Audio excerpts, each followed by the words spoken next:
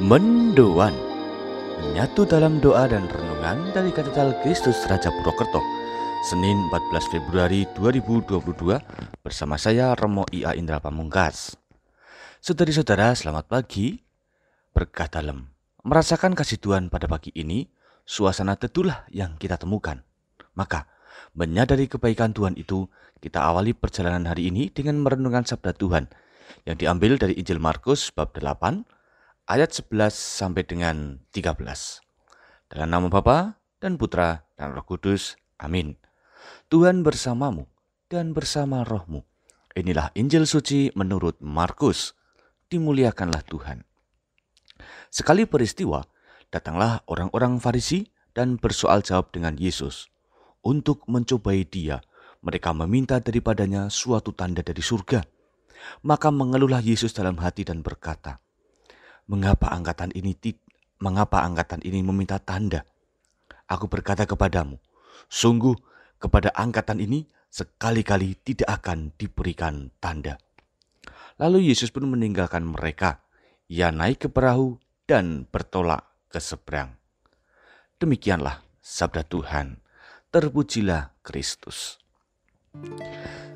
Saudari-saudara, alasan Yesus tidak membuat tanda bagi orang-orang Farisi tadi adalah karena mereka memilih membutakan diri atas karya kasih Allah.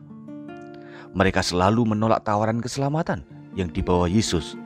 Bahkan akhirnya mereka pun mencobai Yesus. Menghadapi hal demikian, Yesus pun memilih pergi.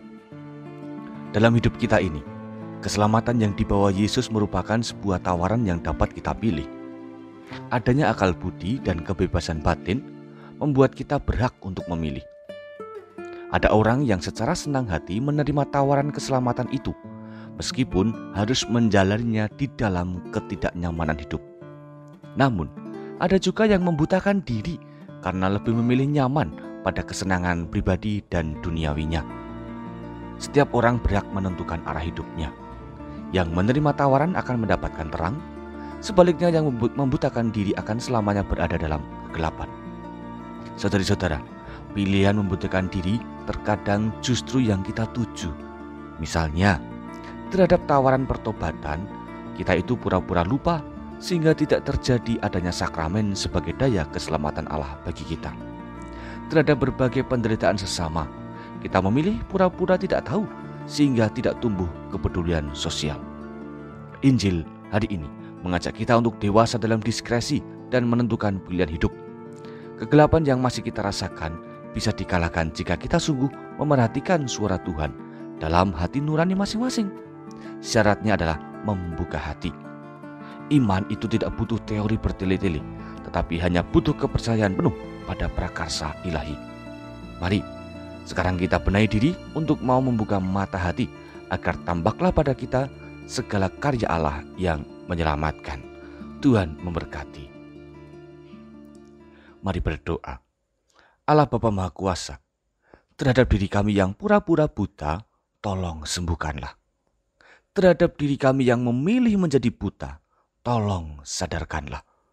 Sebab hanya dengan membuka mata dan hati, maka kami pun akan menemukan tanda keselamatan yang selalu Engkau anugerahkan pada kami.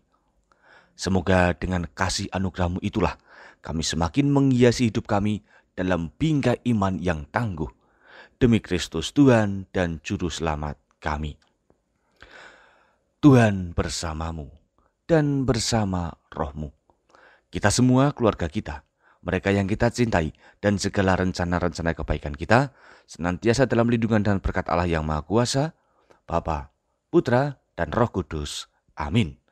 Saudari-saudara, selamat beraktivitas. Tuhan memberkati. Salam mendoan.